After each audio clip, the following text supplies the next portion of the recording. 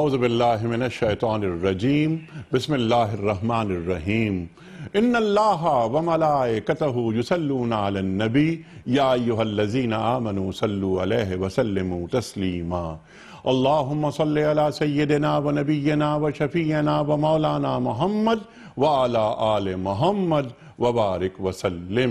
محترم خواتین و حضرات، السلام علیکم۔ پیام صبح کے ساتھ ایک بار پھر حاضر میں ہوں، آپ کا میزبان انیق احمد۔ آپ اور ہم جانتے ہیں کہ جمعہ اور ہفتہ 2 دن ہمارے پاس اب ہو گئے ہیں سوال و جواب کے لیے۔ آپ کے سوالات، ہمارے سوالات ہم رکھتے ہیں اپنے وقت کے ایک جید عالم دین کی خدمت میں، ایک مفتی صاحب کی خدمت میں، اور جانتے ہیں کہ ہمارے مسائل کا حل قرآن و سنت کی روشنی میں کیا ہے۔ خواتین و حضرات، کچھ سوالات آپ کے ہوتے ہیں، کچھ ہمارے ہوتے ہیں، اور کچھ سوالات ہم یہاں ریکارڈ کرتے ہیں پاکستان کے مختلف شہروں میں کھڑے ہو کر، یعنی ویڈیو کوئسچنز، وہ بھی ہم رکھتے ہیں مفتی صاحب کی خدمت میں۔ خواتین و حضرات، آج کے ہمارے مہمان محترم مفتی محمد زبیر صاحب۔ مفتی محمد زبیر صاحب، بڑا معروف نام، بڑا مقبول نام۔ خواتین و حضرات، کون آپ سے واقف نہیں؟ تشریف لاتے ہیں پیام صبح کا لازمی جز، ہمیشہ ہم آپ سے سیکھتے ہیں۔ ہمارے مہمان ثنا خوان رسول کریم صلی اللہ علیہ وآلہ وسلم محترم صاحب زادہ علاء الدین صابری صاحب۔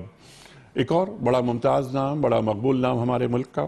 دونوں معزز مہمانوں کو خوش آمدید کہتا ہوا پروگرام کا آغاز کرنا چاہوں گا اللہ تعالیٰ کے بابرکت نام سے۔ سورہ یوسف آیت نمبر 56 اعوذ باللہ من الشیطان الرجیم بسم اللہ الرحمن الرحیم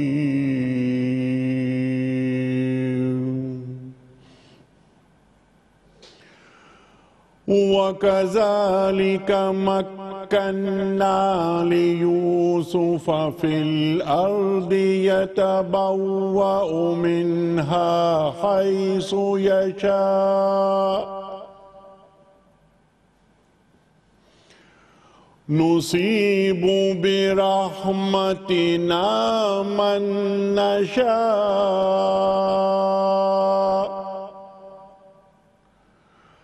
وَلَا نُضِيعُ أَجْرَ الْمُحْسِنِينَ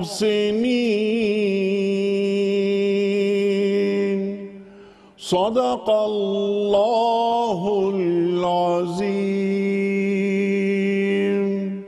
اللہ تعالیٰ ارشاد فرماتا ہے، اس طرح ہم نے اس سرزمین میں یوسف علیہ السلام کے لیے اقتدار کی راہ ہموار کی۔ وہ مختار تھے کہ اس میں جہاں چاہیں اپنی جگہ بنائیں۔ ہم اپنی رحمت سے جس کو چاہتے ہیں نوازتے ہیں۔ نیک لوگوں کا اجر ہمارے ہاں مارا نہیں جاتا۔ صدق اللہ العظیم۔ حمد باری تعالیٰ کے لیے محترم علاء الدین صابری صاحب۔ ذرے ذرے میں تو وحدہ وحدہ، ذرے ذرے میں تو وحدہ وحدہ، ہے صدا چار سو وحدہ وحدہ،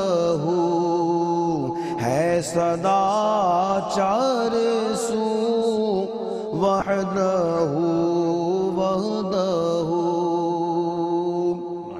ساری مخلوق کے لب پہ ہے رات دن تیری ہی گفتگو وحدہ وحدہ، تیری ہی گفتگو وحدہ وحدہ، تیرے ڈر سے جو روتی ہے اس آنکھ کا، تیرے ڈر سے جو روتی ہے اس آنکھ کا، ہو گیا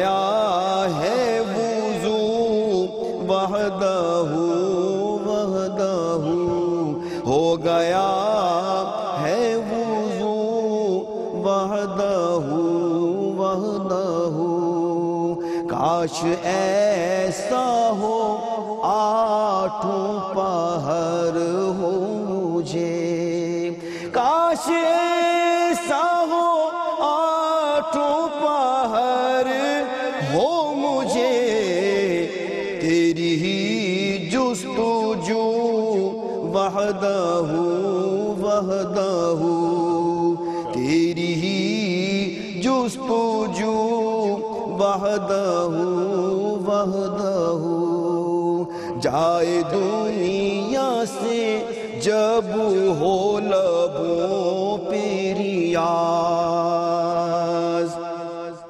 جائے دنیا سے جب ہو لبوں پہ ریاض، اللہ اللہ وحدہ وحدہ، اللہ اللہ وحدہ وحدہ، اللہ اللہ وحدہ وحدہ۔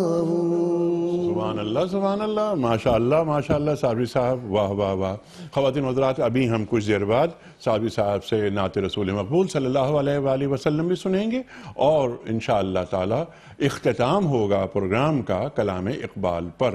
مفتی صاحب، آغاز کرتے ہیں آپ سے۔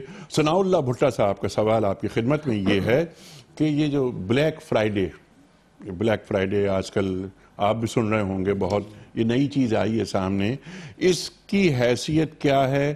کیا بلیک فرائیڈے منانا چاہیے؟ بسم اللہ الرحمن الرحیم، نحمدہ و نصلی علی رسول الکریم، اما بعد۔ پتہ نہیں کہ یہ بلیک فرائیڈے کیا ہوتا ہے، ہمارے نزدیک تو وائٹ ہے فرائیڈے۔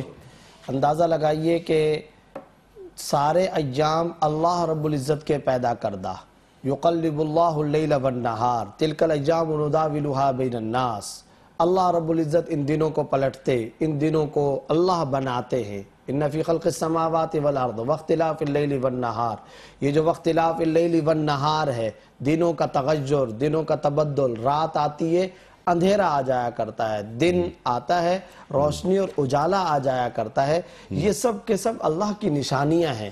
اللہ نے ان تمام نشانیوں میں اور ان ایام میں سے جمعے کے دن کو خاص فضیلت عطا فرمائی ہے۔ قرآن کریم میں اتوار کے دن کے نام کی کوئی صورت موجود نہیں ہے، منگل بدھ کے نام کی کوئی صورت موجود نہیں ہے، جمعے کے دن کے نام کی باقاعدہ سورۃ الجمعہ موجود ہے۔ پھر آپ اندازہ لگائیے جمعے والے دن اللہ رب العزت خاص طور پر ذکر کا حکم دیتے ہوئے فرما رہے ہیں، یا ایھا الذین آمنوا اذا نودی الی الصلاۃ من یوم الجمعہ فاسعوا الی ذکر اللہ وذروا البیع ذالکم خیر لکم ان کنتم تعلمون۔ اب اللہ رب العزت جمعے والے دن اپنا خاص ذکر کرنے کا حکم دے رہے ہیں، اس کو خیر فرما رہے ہیں، ایکسٹرا عبادت مقرر کی جا رہی ہے۔ پھر حدیث ترمذی کے اندر آپ صلی اللہ علیہ وسلم یہ ارشاد فرما رہے ہیں، جمعے کے دن ایک ایسی گھڑی آتی ہے جو دعا مانگی جائے وہ مستجاب اور وہ مقبول گھڑی ہوتی ہے، اللہ رب العزت بندے کی دعا کو قبول فرما لیتے ہیں۔ وہ گھڑی اتوار منگل جمعرات کو نہیں آتی ہے، وہ جمعے کے دن آتی ہے۔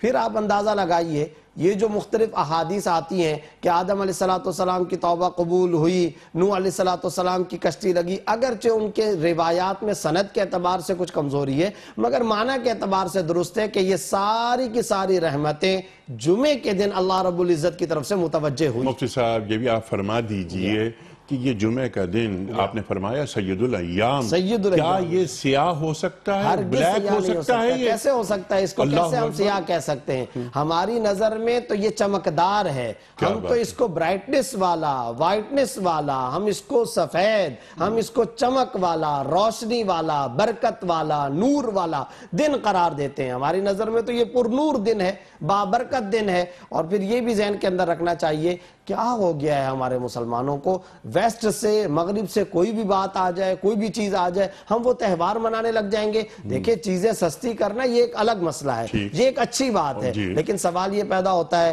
کیا چیزیں سستی کرنے کے لیے مسلمانوں کے لیے رمضان کا مہینہ مناسب مہینہ نہیں تھا؟ اور وہاں عیدین کا مہینہ نہیں تھا؟ نہیں، وہ تو الٹا کام ہو جاتا ہے، الٹا کام ہو رہا ہے۔ رمضان میں قیمتیں 3 گنا ہو جاتی ہیں۔ شب برات کے موقع پر آپ بتائیے، اسی طریقے سے رمضان کے موقع پر، عید الاضحیٰ کے موقع پر، چھوٹی عید کے موقع پر، حالانکہ ہونا یہ چاہیے کہ ان دنوں کے اندر چیزیں سستی ہوں، لیکن چلو آپ کسی جمعے والے دن بھی چیزیں سستی کرتے ہیں، ہمیں اس پر اعتراض نہیں ہے، لیکن سید الایام کو، مقبولیت کی گھڑی والے ایام کو، وہ جس کے اندر ذکر اللہ کو خیر قرار دیا جا رہا ہو، وہ کہ جب سرکار دو عالم صلی اللہ علیہ وسلم جس دن جمعے کا خطبہ ارشاد فرماتے ہوں۔ اچھا، صحابہ کرام کے زمانے میں ہوتا کیا تھا، اگر کبھی عید جمعے کے دن آ جاتی، عید اگر جمعے کے دن آ جاتی تو صحابہ آپس میں یوں مکالمہ کرتے تھے، عیدانی تجتمعانی، آج کے دن 2 عیدیں جمع ہو گئی ہیں، گویا کہ جمعے کے دن کو تو عید قرار دیا جا رہا ہے، یہ عید الجمعہ ہے، اس کو تو عید کا دن قرار دیا جا رہا ہے، پھر کس سینس کے اندر اس کو بلیک فرائیڈے کہا جاتا ہے؟ بالکل غلط ہے، بلیک فرائیڈے منانا شرعاً ناجائز ہے۔ یہ جتنی نصوص قرآن کریم کی آیات، احادیث طیبہ میں نے آپ کے سامنے پیش کی، اب آپ اپنے ضمیر، اپنے دل سے فیصلہ کر لیں، جمعہ سیاہ یا شرمناک یا نعوذ باللہ کالا دن ہے یا چمکدار، پر نور، بابرکت اور روشن دن ہے، ہم تو اس کو روشن دن کے طور پر مناتے ہیں۔ سبحان اللہ، سبحان اللہ، بالکل کلیئر کر دیا آپ نے یہ بات۔ اگلا سوال شاہد انجم صاحب کا احمد پور شرقیہ سے۔ ان کا سوال یہ ہے کہ ایک آدمی نے سود پر کام کیا، جب اس کو پتا چلا کہ یہ حرام ہے تو اس نے اسے چھوڑ دیا، اب وہ کفارہ کیسے ادا کرے اس عرصے میں جو سود اس نے کھایا ہے؟ اس کا مختصر جواب یہ ہے کہ دیکھیں، گناہ کی توبہ کا طریقہ اور مطلب کیا ہوتا ہے، اس کے اندر 3 بنیادی باتیں ہوتی ہیں۔ سب سے پہلی بات یہ کہ ماضی میں ندامت، حال میں ترک، مستقبل میں نہ کرنے کا پختہ عزم۔ یہ تو انہوں نے کر لیا، ماضی میں ندامت بھی ہو گئی کہ میں نے یہ غلط کیا تھا، ابھی یہ سود کا کام بھی نہیں کر رہا، آئندہ فیوچر میں نہ کرنے کا بھی پکا پختہ عزم اور ارادہ ہے، یہ تو صحیح ہے۔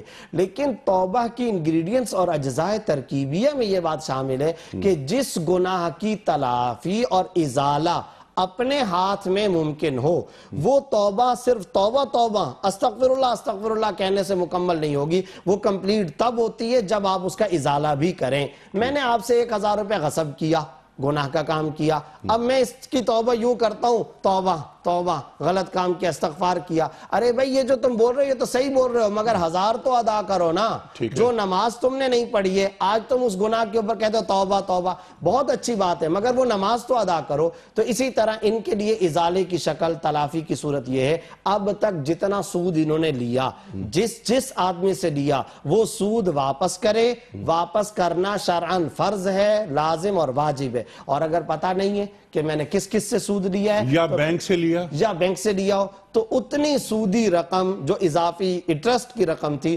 بلا نیت ثواب صدقہ کر دینا لازم ہے۔ جب وہ صدقہ کر دے گا تب جا کر ان کی توبہ کمپلیٹ ہو جائے گی۔ ٹھیک ہے، اندازے سے کہ غالب گمان کے مطابق، لیکن وہ اندازہ ایسا ہو کہ اس میں کم نہ رکھا جائے بلکہ زیادہ رکھا جائے، محتاط اندازے سے، اور یہ سود کی جو آلودگی ہے اس کو دور کر دیا جائے اپنے مال میں سے۔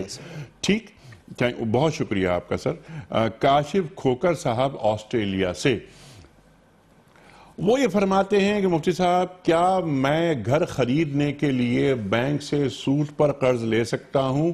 یہاں پر بھی اسلامی بینک ہیں، آسٹریلیا میں بتاتے ہیں، شہر کا نام نہیں لکھا انہوں نے، لیکن وہ بھی 6% زیادہ لیتے ہیں۔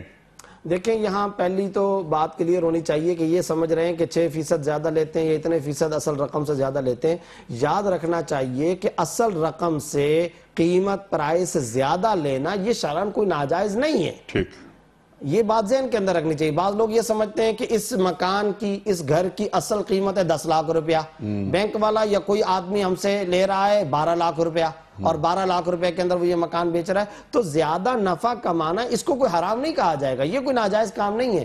اصل بات یہ کہ وے اور طریقہ کار غلط ہوتا ہے، تو ان کو یہ بات ذہن کے اندر رکھنی چاہیے کہ بینک سے لون اگر یہ لیں گے اور مکان خریدیں گے تو یہ بینک سے لون اور قرض یہ سودی قرض ہوگا، جب یہ سودی تو ان کے لیے اس کی شرعاً اجازت نہیں ہے۔ مارگیج وغیرہ پر مکان لینا، گھر لینا شرعاً حرام ہے، اس سے اعتراض کرنا ضروری ہے۔ سودی معاملہ ہے، واضح طور پر سود کا لین دین ہے جس سے اعتراض کرنا ضروری اور شرعاً لازم ہے۔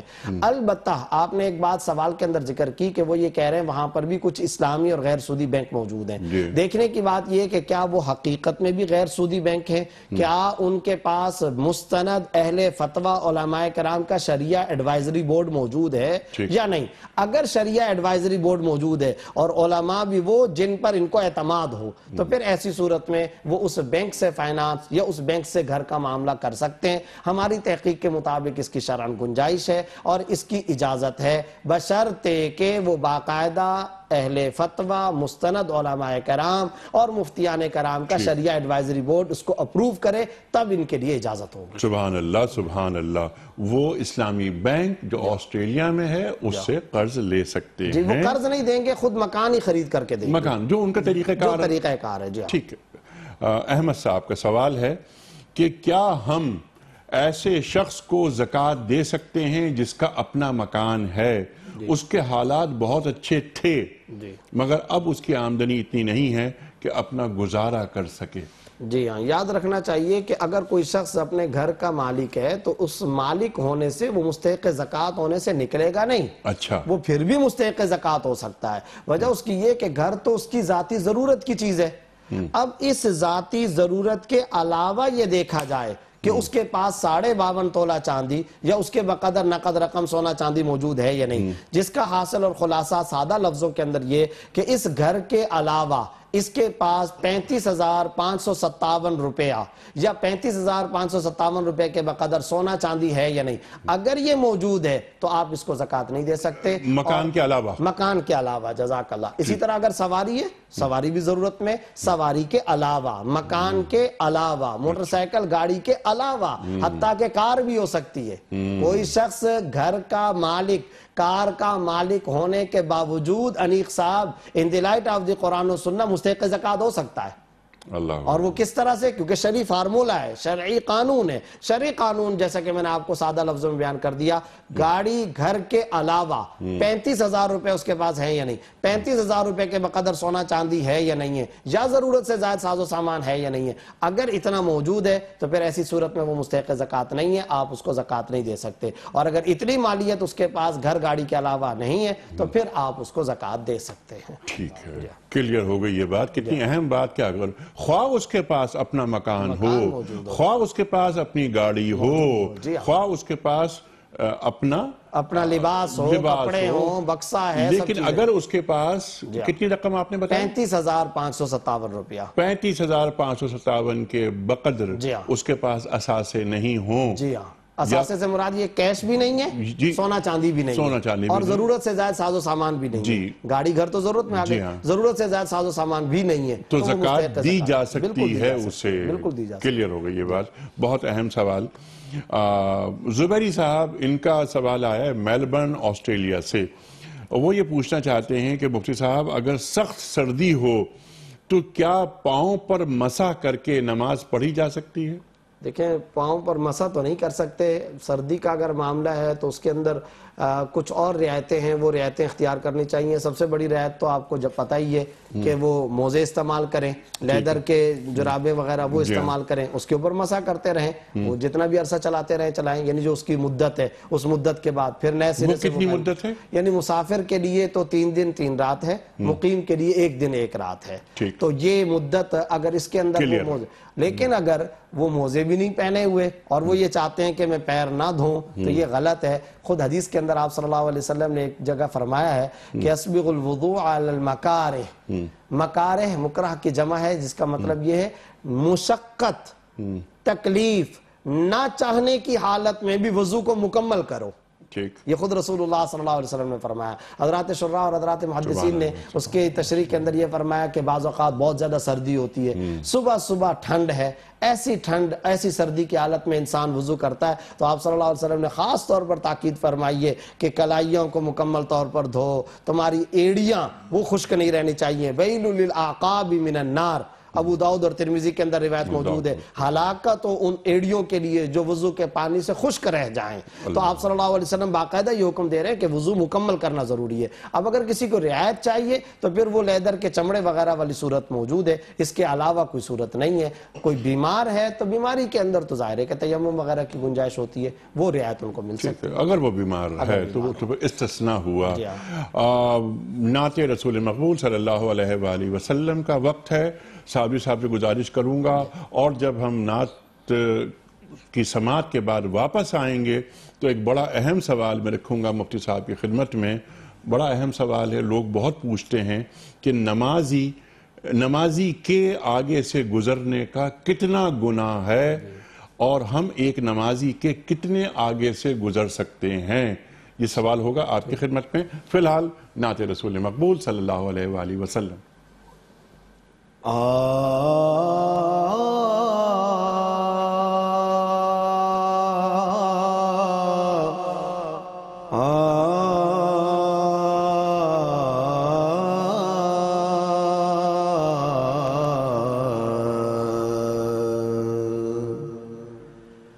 میں کے بے وقت و بے مایا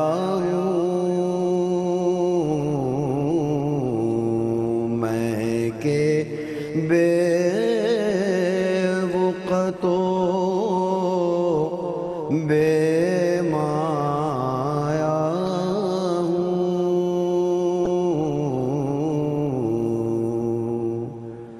تیری محفل میں چلا آیا ہوں، سبحان اللہ، تیری محفل میں چلا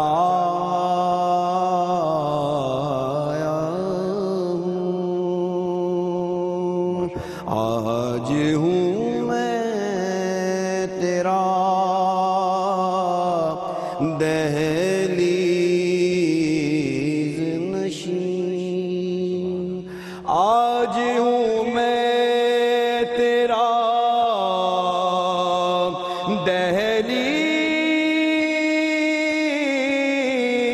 دہلیز نشین، آج ہوں میں تیرا دہلیز نشین،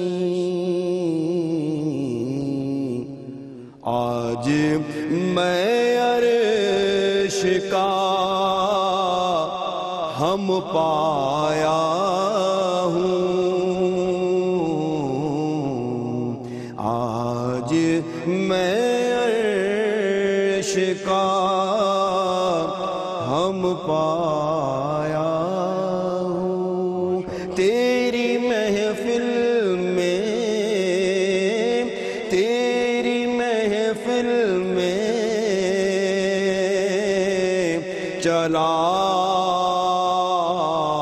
آیا ہوں، سبحان اللہ، سبحان اللہ۔ چند پل یوں تیری قربت میں کٹے، چند پل یوں تیری قربت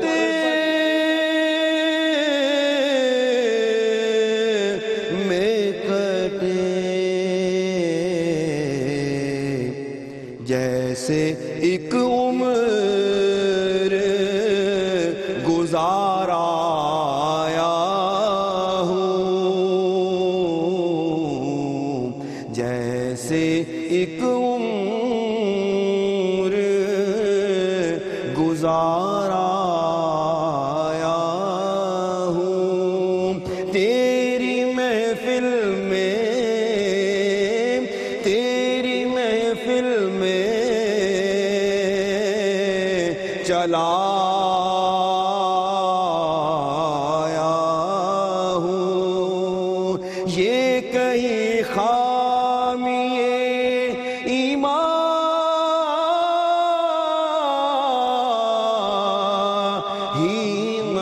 ہو یہ کہیں خامیے، یہ کہیں خامیے ایمان ہی نہ ہو،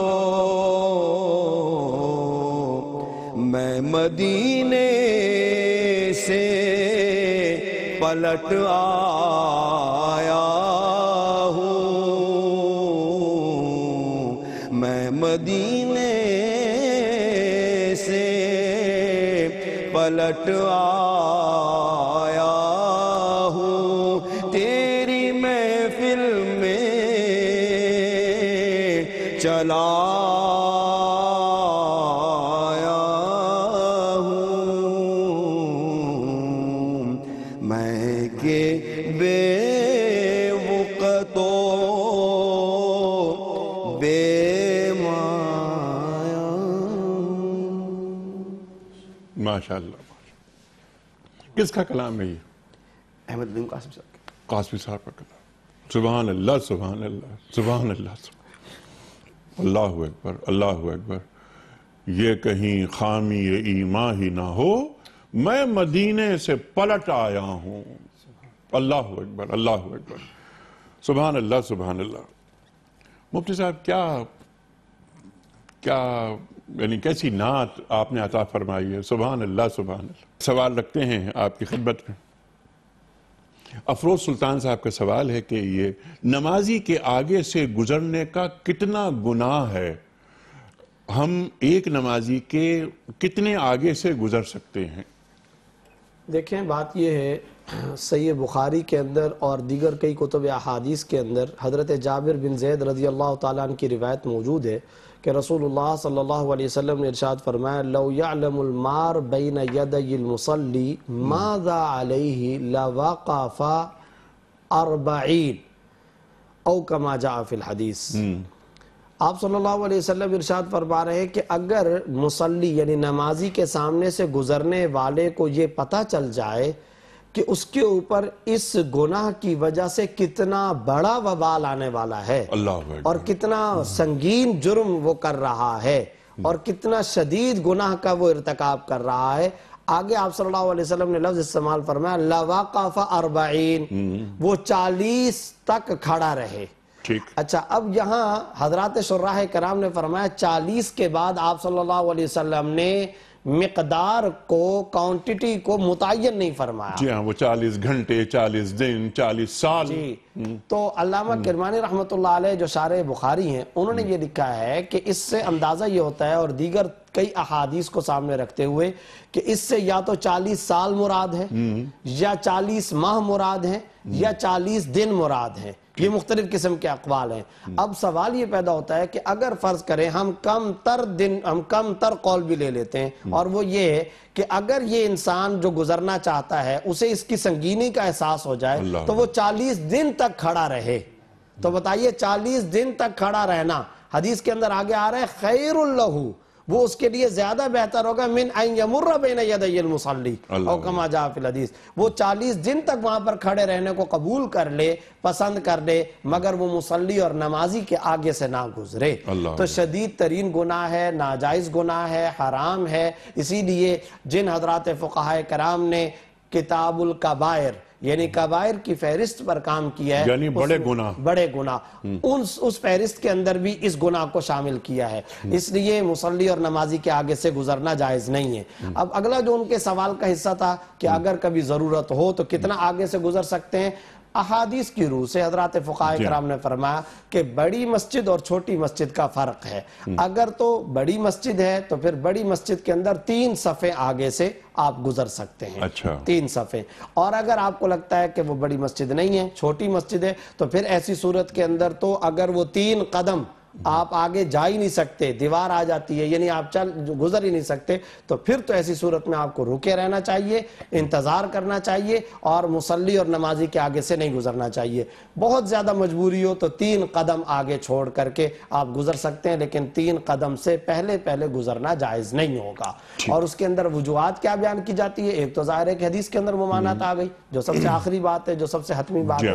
اس کے علاوہ اور بھی اس کے اندر کئی سارے گناہ بیان کیے گئے، نمازی کے خشوع خضوع میں فرق آتا جی ہے. ہاں. وہ نماز کے دوران میں خیال کو متوجہ کرنا چاہ رہا تھا نماز کی طرف, خشوع خضوع کی طرف, ترجمہ آیات کی طرف, اذکار و اوراد کی طرف, اور آپ نے اس کے خیال کو بھٹکا دیا. اس طرح اس کی توجہ بھٹک گئی. تو یہ سارے کے سارے گناہ اس آدمی کے ذمہ آئیں گے. اس لیے نمازی کے آگے سے بلا ضرورت گزرنا ناجائز ہے, اس سے احتراز کرنا لازم ہے. جی ہاں, اور اس کی اس قول سے اور آپ کی جو گفتگو آپ نے بیان فرما لی بالکل واضح, اس جرم کی سنگینی کا اندازہ ہو رہا ہے اور ہونا چاہیے, لیکن عام طور پر خیال نہیں رکھا جاتا. مفتی صاحب, ہم اور آپ حرم میں بھی یہ دیکھتے ہیں کہ حرم میں نماز پڑھی جا رہی ہے لیکن ایک سامنے سے لوگ گزر جاتے ہیں.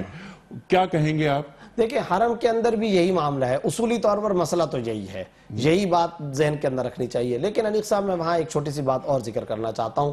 وہ یہ ہے کہ تمام حضرات فقہائے کرام اور آج کے زمانے کے اہل فتویٰ, ایون کہ وہاں کی جو فقہی مجالس ہیں, مجمع الفقہ الاسلامی جدہ وغیرہ, ائمہ حرمین کا جو بورڈ ہے, وہ حضرات ایک بات کہتے ہیں جس کی وجہ سے وہاں تھوڑی بہت ان جیسے مسائل میں رعایت مل سکتی ہے. اصولی مسئلہ وہی ہوگا لیکن وہاں رعایت ملتی ہے. وہ یہ یجوز فی الحرمین ما لا یجوز فی غیرہما. حرمین میں وہ چیزیں کچھ جائز ہو جاتی ہیں جو حرمین کے علاوہ کسی اور جگہ جائز نہیں ہوتی ہیں. اب مثلا آپ خود بھی ماشاءاللہ کئی دفعہ تشریف لے جاتے ہیں, اور جیسا کہ ابھی ماشاءاللہ نعت کے الفاظ بھی ہیں, اللہ ہمیں وہاں پر بار بار لے جائے, اور ہم چاہتے ہیں کہ مدینہ سے نکالے نہ جائیں, مدینہ میں بار بار بھلائے جائیں. اللہ تعالیٰ ہم سب کے ساتھ یہی معاملہ کرے. آپ بھی اس بات کا کہ عینی گواہ ہیں, تجربہ آپ کو ہے کہ وہاں پر مثلا طواف ہو رہا ہے, حرم مکی شریف کے اندر موجود ہیں, عمرہ رمضان کا شدید رش چل رہا ہے, حج کا بہت زیادہ رش چل رہا ہے. اب اگر ایسی صورت میں کوئی آدمی نمازی کے سامنے گزرنے سے بچنے کی کوشش کرے تو بتائیے کہاں تک کرے گا؟ اچھا, اس سے بچا, پھر وہ اور پیچھے جائے گا, پھر وہ اور پیچھے جائے گا, پھر اور. تجربہ بعض لوگوں نے یہ کیا ہے کہ اس طرح کرتے کرتے کرتے وہ کونے تک پہنچ جاتے ہیں, لیکن وہ دیوار تک پہنچ جاتے ہیں, مگر وہ اپنی مقصودی منزل تک اور مقصودی جگہ تک نہیں پہنچ سکتے. تو اس لیے شدید ترین رش کی وجہ سے وہاں کچھ گنجائش ہو سکتی ہے, مگر جو غلط بات ہے, جو ناجائز بات ہے, وہ آپ اور ہم صبح شام اپنی مساجد کے اندر دیکھتے رہتے ہیں. بھئی یہاں تو اس کی کوئی گنجائش ہی نہیں ہے, یہاں تو اس جیسا کوئی رش ہی نہیں ہے, یہاں پر مصلی اور نمازی کے سامنے سے گزرنے کا کیا سوال ہے؟ یہاں کس بنیاد پر آپ کو کنسیشن یا رعایت مل سکتی ہے؟ اس لیے وہاں کے احکام کچھ الگ ہیں. جیسا کہ آپ کو پتہ ہے, خاتون اگر ساتھ میں کھڑی ہو عام مسجد عام جگہ پر تو نماز نہیں ہوتی ہے. لیکن وہاں کے بارے میں خود میں نے ایک تحقیقی فتویٰ لکھا جس پر مولانا مفتی محمد تقی عثمانی صاحب مدد العلوم کے بھی دستخط موجود ہیں, پاکستان کے بہت بڑے بڑے اہل فتویٰ حضرات کے, جس کے اندر ہم نے یہ کہا کہ عموم بلوا کی وجہ سے, وہاں پر ابتلاء عام کی وجہ سے, کیونکہ رش اتنا زیادہ ہوتا ہے خصوصاً حج کے قریبی ایام کے اندر, آپ باب عبدالعزیز, باب فتح, باب فہد وغیرہ سے باہر اگر جا کر کھڑے ہوں تو ایسا ہو ہی نہیں سکتا کہ آپ اس بات کا اہتمام کریں کہ آپ کی صف سے لے کر امام تک آپ کے آگے کسی صف میں کوئی عورت ہی نہ آئے. ایسا نہیں ہو سکتا. ظاہر ہے کہ آگے خواتین ہوں گی, تو ایسی صورت میں ابتلا, مجبوری اور پریشانی اور یہ جو اس وقت تنگی اور رش کی کنڈیشن ہے, اس کے احکام جدا ہوتے ہیں. مگر عام حالات کے اور اصولی احکام اور اپنے مقام اور اپنی جگہ پر رہتے ہوئے احکام میں کوئی تبدیلی اور کوئی رعایت نہیں ہوگی. اس لیے اپنے ہاں مسجدوں کے اندر رہتے ہوئے نمازیوں کے آگے سے گزرنا ناجائز ہے, اس سے احتراز کرنا لازم ہے. بالکل ٹھیک ہے, کلیئر ہو گئی یہ بات, بالکل واضح. لیکن کتنی سنگینی ہے نمازی کے آگے سے گزرنے سے, بالکل پرہیز کیا بلکہ کبھی نہیں گزرنا چاہیے. لوگوں کو خیال نہیں ہوتا, ہمارے معاشرے میں گزر جاتے ہیں وہ اور اس کو اہمیت نہیں دیتے, حالانکہ یہ بہت سخت گناہ ہے. سخت گناہ ہے. مفتی صاحب, کچھ سوالات ہم رکھتے ہیں آپ کی خدمت میں. ویڈیو کوئسچن جناب والا دکھائیے گا. میرا سوال یہ ہے کہ یہ جو آج کل یعنی ایک سودی نظام جو ہے نا یعنی عام ہے, اس کا جو ہے نا اس کے اثرات کیا ہیں سوسائٹی پر, اور اس کا اسلام میں حل کیا ہے, تو ہم کس طرح جو ہے نا اسے پتہ جو ہم جا سکتے ہیں. بڑے اہم سوالات ہیں. سوسائٹی پہ اثرات اور اس سے بچا کیسے جا سکتا ہے؟ جہاں تک سود کی حرمت کا, شناعت کا, مذمت کا, برائی کا تعلق ہے, میرا تو خیال ہے کہ اس کو کس حد تک آدمی بیان کر سکتا ہے؟ بیان ہی نہیں کیا جا سکتا. قرآن کریم, اسلام, شریعت میں صرف 2 گناہ ایسے ہیں جن پر قرآن کریم نے خاص لب و لہجہ اختیار کیا ہے. وہ لب و لہجہ قتل پر نہیں اختیار کیا, زنا چوری پر نہیں اختیار کیا, ڈاکے پر نہیں اختیار کیا, وہ لب و لہجہ صرف اور صرف سود کے لین دین پر ہے.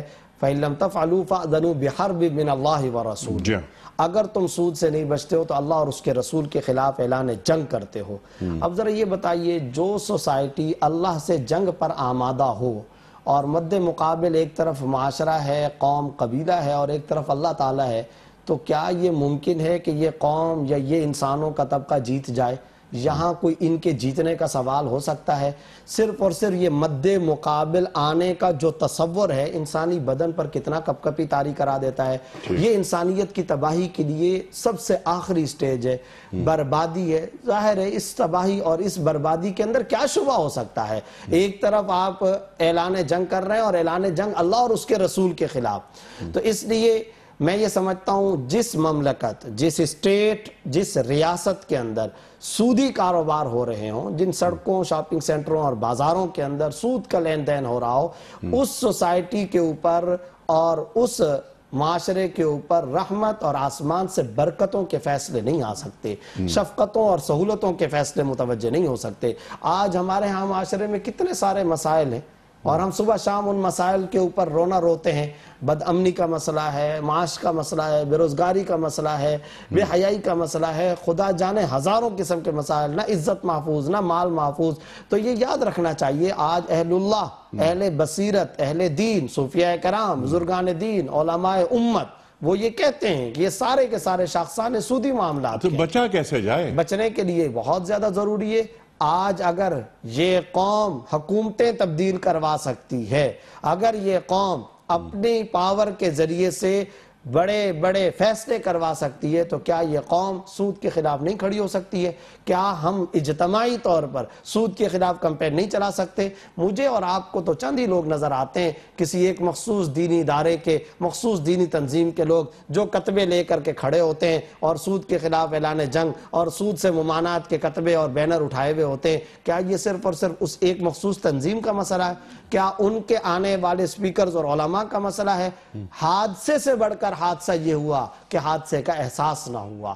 المیہ سے بڑھ کر المیہ یہ ہے کہ المیہ کا احساس نہیں. اور المیہ کا احساس کس وجہ سے؟ ایک تو یہ حب الدنیا و کراہیت الموت، دنیا کی محبت، موت کو بھلا بیٹھے. ایک تو یہ معاملہ. دوسرا یہ کہ معاملہ پرانا ہوتا ہے تو ہم سمجھتے ہیں کہ شاید حادثہ اور المیہ ختم ہو گیا. ایسا کچھ نہیں ہے.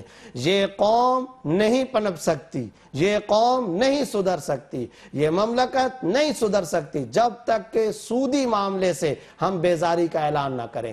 اس کے لیے عدالت کو بھی، اقتدار کے ایوانوں میں بیٹھے ہوئے افراد، مقننہ، مقتدرہ، عوام الناس، اشرافیہ، خواص، عوام، سب کی پہلی اور بنیادی ذمہ داری ہے کہ وہ سود کے خاتمے کے لیے اٹھیں اور سودی معاملات کو ختم کریں. اچھا، جہاں تک اجتماعی طور پر تعلق ہے، انیق صاحب، وہ تو ہے اجتماعیت کو بیدار ہونا ہوگا، لیکن آپ تو سیونگ اکاؤنٹ نہ کھلوائیں نا، میں تو سیونگ اکاؤنٹ نہ کھولوں نا.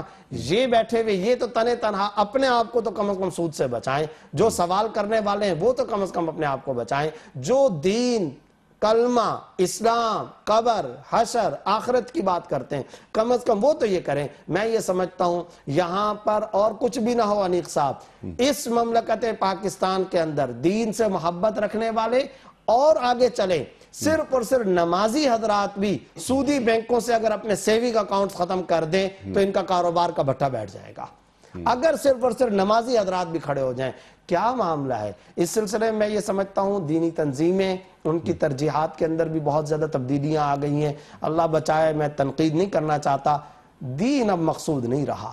لگتا یہ ہے کہ الیکشن کی بھول بھلکیوں، اقتدار کی یہ جو مشگافیاں ہیں اور یہ جو صبح شام کے ذاتی مفادات ہیں وہ مقدم اور عزیز ہو گئے ہیں. لیکن کتنی دینی تنظیمیں ہیں جو وفاقی شرعی عدالت کا دروازہ کھٹکھٹاتی ہوں؟ کتنے ہیں جنہوں نے وفاقی شرعی عدالت کو حاصل شدہ اختیار کو استعمال کرنے کے لیے اپلیکیشنیں جمع کرائی ہوں؟ کتنے ہیں جنہوں نے وکلا کے فورم تیار کیے ہیں؟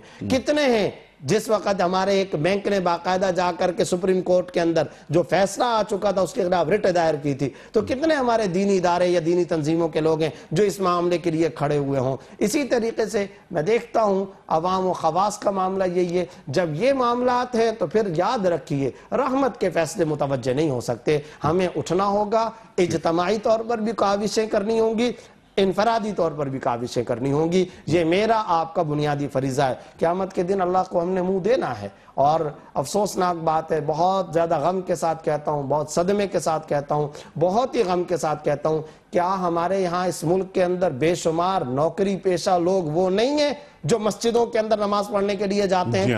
انٹرویو کیجئے کہ آپ کے سیونگ اکاؤنٹ ہیں یا نہیں ہیں, پرائز بانڈ لے کر رکھے ہوئے یا نہیں رکھے ہوئے, کیا آپ بینک کو سود دے رہے ہیں یا نہیں دے رہے, سود لے رہے ہیں یا نہیں لے رہے. مسجد کے نمازیوں کی یہ صورتحال ہے. یہی تو میں رونا رو رہا ہوں. حادثے سے بڑھ کر حادثہ یہ ہوا, حادثے کا احساس. آپ نے بات یہ فرمائی کہ سود لے بھی رہے ہیں, دے بھی رہے ہیں. سود لینا, سود کھانا, اس کی تو بڑی مذمت پورے قرآن کریم میں موجود ہے. سود دینا, اس کی بھی اتنی ہی مذمت ہے. بالکل اسی جیسی مذمت ہے, اسی جیسا حرام ہے. آج کل ہمارے زمانے میں کچھ سو کال دانشور کھڑے ہو گئے جو کہتے ہیں کہ سود کھانا تو حرام ہے, سود کھلانا یا سود دینا وہ اتنا حرام نہیں ہے. سوال یہ پیدا ہوتا ہے, سورہ بقرہ میں اللہ نے الربا کا لفظ استعمال کیا ہے, یہ مطلق ہے کسی کنڈیشن کے بغیر. اس کے اندر سود کا دینا بھی شامل ہے, سود کا لینا بھی شامل ہے. نمبر ایک. نمبر دو بات یہ کہ صحیح بخاری اور صحیح مسلم کے اندر روایت کیا آ رہی ہے, آپ صلی اللہ علیہ وسلم نے قرآن کی اس تشریح کے اندر بالکل وضاحت کے ساتھ کیا بیان فرمایا, لعن اللہ آکل الربا وموکل الربا وکاتبیہ وشاہدیہ. اللہ کی لعنت ہو سود کھانے والے پر, سود کھلانے والے پر, سود لینے والے پر, سود دینے والے پر. اور صرف یہاں تک بات محدود نہیں رکھی ہے, آگے وکاتبیہ, اس کا حساب کتاب کرنے والے, اس کی لکھت پڑھت کرنے والے, جو سود کی لکھت پڑھت کرتے, خدا کی لعنت ہو ان پر. اور آگے فرمایا یہ معاملہ میں اور یہ کر رہے ہیں, آپ اگر گواہ بن رہے ہیں, آپ کی آنکھیں لعنت خدا بندی کے مستحق ہیں. آپ نے گواہی دی ہے, زبان نبوت کہہ رہی ہے کہ آپ ملعون بن چکے ہیں. اب آپ اندازہ لگائیں, یہ کسی مفتی کا فتویٰ نہیں ہے ملعون ہونے کا, یہ کسی مولوی صاحب کا جمعے کا خطبہ نہیں ہے, یہ سرکار دو عالم صلی اللہ علیہ وسلم کے الفاظ ہیں اور بخاری مسلم کے الفاظ ہیں, صحیح ستہ کی روایت ہے کہ اللہ تعالیٰ کی لعنت ہو. اور پھر حیرانگی ہوتی ہے, آپ صلی اللہ علیہ وسلم سے اللہ نے جو جو بلوایا وہ ہر دور کے لیے ہے نا, آفاقی جملہ ہے نا. آپ نے بھی ایک سوال کیا, کیا یہ برابر ہے؟ صحیح مسلم کی روایت کے اندر ان چار قسم کے افراد کا تذکرہ کرنے کے بعد آگے آپ صلی اللہ علیہ وسلم نے فرمایا وَقَالَ هُمْ سَوَاءٌ. یہ لفظ بھی خود آپ صلی اللہ علیہ وسلم نے بیان فرما دیا, فرمایا اور یہ سارے برابر ہیں گناہ کے اندر. حالانکہ کہیں یہ طرز نہیں لگتا, کہیں یہ اندازہ نہیں ہے. آپ صلی اللہ علیہ وسلم نے شراب کے بارے میں کیا فرمایا, نچوڑنے والا, ڈھونے والا, لانے والا, لے جانے والا, یہ سب گناہگار, ان پر لعنت ہو. آپ صلی اللہ علیہ وسلم نے یہ فرمایا. لیکن جب سود کا معاملہ آیا, ان چار قسم کے افراد کا تذکرہ کیا, ساتھ میں اور وضاحت کے ساتھ مسلم کی روایت میں فرمایا ہم سواء, یہ سب کے سب اس گناہ کے اندر برابر کے شریک ہیں. گویا کہ آج کے ہمارے سو کال دانشوروں کو بھی حدیث باقاعدہ یہ جواب دے رہی ہے, حدیث کے الفاظ یہ جواب دے رہے ہیں. اس لیے اٹھنا چاہیے اور کم از کم اپنی قبر, حشر, آخرت کو سامنے رکھنا چاہیے. زندہ ہی نہیں رہنا ہے, مرنا بھی ہے, خدا کو منہ دکھانا ہے اور قبر کی پاتال میں بھی جا کر کے لیٹنا ہے. اس لیے کم از کم درجے کی بات یہ ہے کہ میں یہ عزم اور آج یہ پروگرام دیکھنے والے اس بات کا پختہ ارادہ کریں کہ ہم اپنے خاندان, قوم, قبیلے, اپنے گھرانے سے سود سے بچنے کی کمپین چلائیں گے, اس سے احتراز کریں گے. یہ ہمارا بنیادی اسلامی فریضہ ہے. سبحان اللہ, سبحان اللہ. اور یہ بات بالکل کلیئر کر دیا آپ نے کہ سود لینے والا اور سود دینے والا دونوں جہنمی ہیں. بالکل ایسے, بالکل ایسے. ٹھیک ہے, یہ فرما رہے ہیں اللہ کے رسول صلی اللہ علیہ وآلہ وسلم. اور ایک بات یہ ہے کہ جب یہ بات کہی جاتی ہے کہ سود دینے والا وہ گناہگار نہیں ہے, کہاں آیا ہے قرآن کریم میں سود دینے والا؟ سود لینے والے پر مذمت آئی ہے, لعنت آئی ہے, اللہ کے رسول سے جنگ آئی ہے صلی اللہ علیہ وسلم. سود لینے والے کے لیے آئی ہے, دینے والے کے لیے نہیں آئی ہے. کتنا نہیں, اگلی بات صرف میں یہ عرض کرنا چاہتا ہوں اور صرف آپ سے اس کی تصدیق کرانا چاہ رہا ہوں کہ کیا جو میں بات سمجھا ہوں وہ صحیح ہے کہ اگر ہم سود دینے والے کو اجازت دے دیں, یعنی دین یہ اجازت دے دے, تو اس کا مطلب کیا یہ نہیں ہوگا کہ سود لینے والے کو اجازت دی جا رہی ہے؟ جی ہاں, بالکل یہی ہے کہ اس کا واضح مطلب یہی لیتے رہو, تم لیتے رہو, اس کو فروغ دو, اس کو فروغ اور اس دو, کو آگے بڑھاتے چلے جاؤ. گویا کہ یہی ہے. یعنی یہ عجیب بات ہے, 1400 سال میں آج تک کسی نے یہ بات نہیں کی ہے. یہ شاید پہلی دفعہ سنا ہے کہ زنا کرنے والا وہ تو گناہگار ہے, زنا کروانے والا. یہ کیا بات ہو گئی بھائی؟ ڈاکہ کیا بات ہوگی، کس طرح کی بات کی جاتی ہے، حرام بات کی جاتی ہے، غلط بات کی جاتی ہے. اور پھر میں نے آپ کو بتا دیا بخاری مسلم کے اندر وضاحت کے ساتھ رسول اللہ صلی اللہ علیہ وسلم کی الفاظ اور یہ احادیث موجود ہیں، اس کے باوجود رہ کیا جاتا ہے. اللہ اکبر. مفتی صاحب آپ کا بہت شکریہ، آپ تشریف لائے اور آج بھی ہم نے آپ سے بہت سیکھا. خواتین و حضرات وقت یہاں مکمل ہوا ہمارے آج کے پروگرام کا. ابھی ہمیں کلام اقبال بھی سننا ہے محترم علاؤالدین صابری صاحب سے. اختتام ہوتا ہے روزانہ پیام سب کا ایک قول پر، اور وہ قول ہوتا ہے صاحب نہج البلاغہ امیر المومنین حضرت علی مرتضیٰ کرم اللہ وجہہ کا. آپ فرماتے ہیں کہ دین کا حسن یقین کے استحکام اور اس کی مضبوطی سے ہے.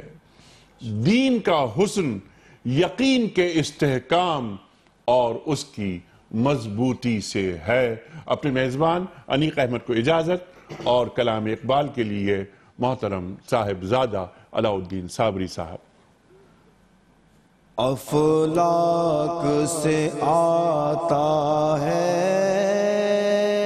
نالوں کا جواب آخر، کرتے ہیں خطاب آخر، اٹھتے ہیں حجاب آخر. احوال محبت میں کچھ فرق نہیں ایسا، سوزو تب تاب اول، سوزو تب تاب. افلاک سے آتا ہے نالوں کا جواب آخر، کرتے ہیں خطاب آخر، اٹھتے ہیں حجاب آخر. میں تجھ کو بتاتا ہوں تقدیر امم کیا ہے، شمشیر و سینا اول، طاؤس و رباب آخر. شمشیر و سینا اول، طاؤس و رباب آخر. میں خانہ یورپ کے دستور نرالے ہیں، لاتے ہیں سرور اول، دیتے ہیں شراب آخر. افلاک سے آتا ہے نالوں کا جواب آخر، کرتے ہیں خطاب آخر، اٹھتے ہیں